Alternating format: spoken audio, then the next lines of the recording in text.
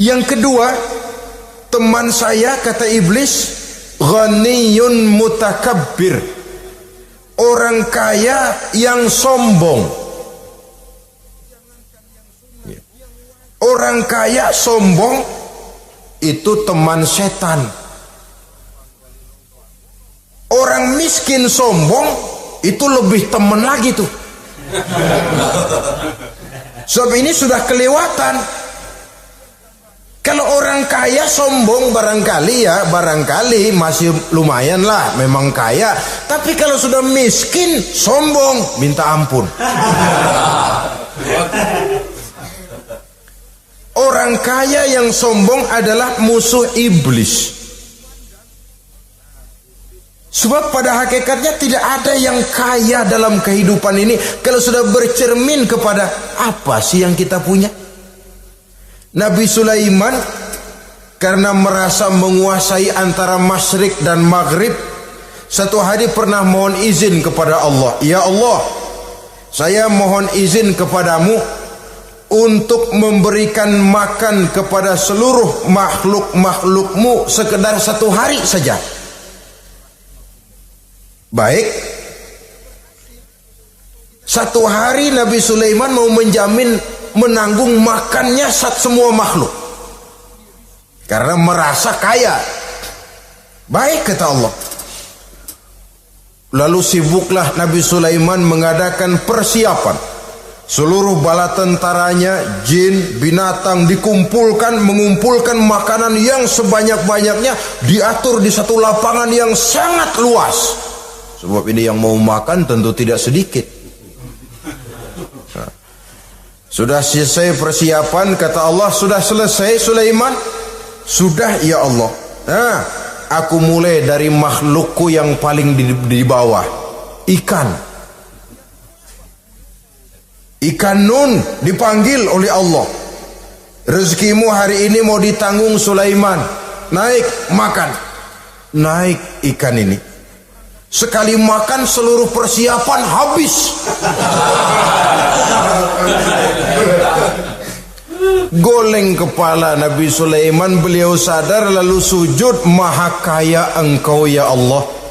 Boro-boro nanggung makanan semua makhluk hidup sehari, ikan satu nggak keurusan. Ini baru sekali makan, bagaimana nambahnya? Jadi apa sih yang kita anggap kaya ini? Maka orang kaya yang sombong pada hakikatnya kacang yang lupa akan kulitnya. Tidak ada yang kita bawa pada saat kita terlahir ke alam ini, sebagaimana juga tidak ada yang kita bawa pada saat kita meninggalkan alam ini. Harta kita akan pindah nama. Sebab itu yang perlu kita jaga pada hakikatnya tidak lain nilai-nilai iman, sebab ini yang akan kita bawa. Cuma ironinya, karena iman itu abstrak, bukan benda, orang yang kehilangan iman tidak pernah ribut. Sebaliknya, karena harta itu materi, benda konkret, orang yang kehilangan harta cepat merasa, cepat ribut. Motor hilang, ribut. Kenapa? Motor itu benda, kelihatan. Duit hilang, ribut. Televisi hilang, ribut. Kenapa? Benda. Tapi kalau iman yang hilang, wah kelihatannya tenang-tenang saja, Pak.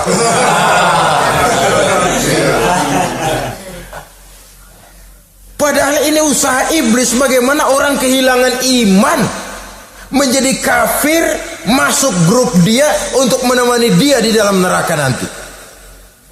Dia gelincirkan iman kita, dan kita sering tanpa terasa telah mengalami pergeseran nilai-nilai iman, kalau tidak tergusur sama sekali. Cuma saya katakan tadi, oleh karena iman ini bukan benda, orang yang kehilangan iman kurang begitu merasa, padahal ini yang paling berharga. Sebab ini yang akan kita bawa menghadap Allah. Orang itu kalau sudah yakhruju minad dunya bighairi iman, keluar dari dunia, meninggalkan dunia dan seluruh isinya, kembali menghadap Allah dengan tidak membawa iman, tempatnya jelas sudah. Itu yang paling kita khawatir. Pangkat jelas tidak kita bawa, harta benda akan pindah nama jadi milik ahli waris kita. Tiba-tiba iman yang cuma satu itu tempat kita bergantung hilang juga dari diri kita. Dengan apa kita mau menghadap Allah? Dan kemalangan apa yang lebih besar dari orang-orang yang telah kehilangan iman pada saat dia menghadap Allah Subhanahu wa ta'ala. Karena itu saudara-saudara, terutama yang diberikan amanah berupa harta oleh Allah dalam kehidupan ini, bersyukurlah kalau saudara diberikan kepercayaan oleh Allah untuk menyalurkan rezeki kepada orang lain. Seperti keran yang nyimpen air tapi tidak untuk dirinya, disalurkan kepada yang memerlukannya. Rezeki dia cuma lewat tangan saya. Rezeki dia cuma lewat tangan saya. Berbahagialah orang kalau dipercayai Allah untuk menyalurkan rezeki kepada orang lain. Artinya agen. Yang ditunjuk jadi agen Allah, kok nggak bangga? Kalau sudah kemari cara berpikir, insya Allah rasa bakhil bin pelit alias medit bin koret.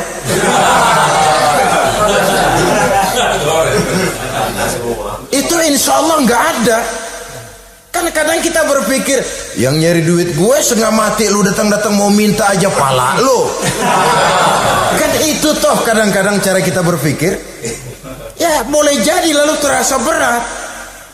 Tapi kalau kembali kepada kesadaran, barangkali alhamdulillah rezeki dia cuma lewat tangan saya.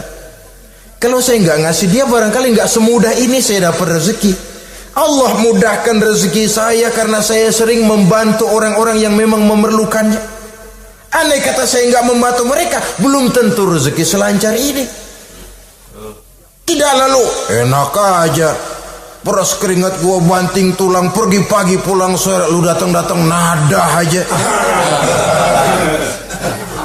Berbahagialah orang jikalau sekali lagi dia dijadikan agen oleh Allah untuk menyalurkan rezeki kepada mereka yang memang memerlukannya.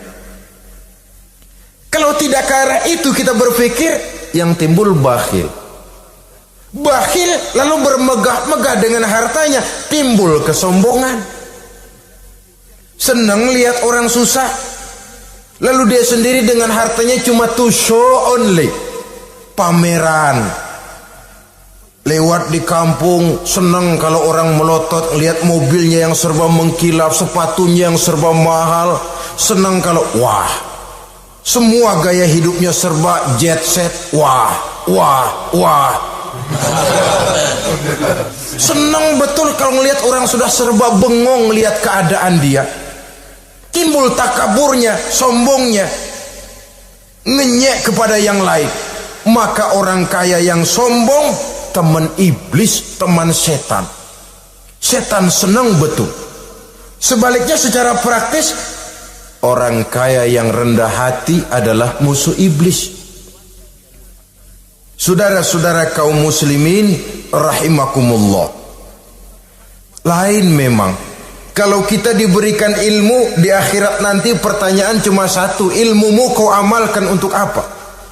Kalau kita diberikan umur panjang, pertanyaan akhirat satu saja, umurmu kau habiskan di mana? Tapi kalau sudah harta diberikan kepada kita, pertanyaan akhirat dua, min aina iktasabahu wa fima anfaqahu. Hartamu kau dapat dari mana, kau belanjakan kemana? Depan belakang ditanya.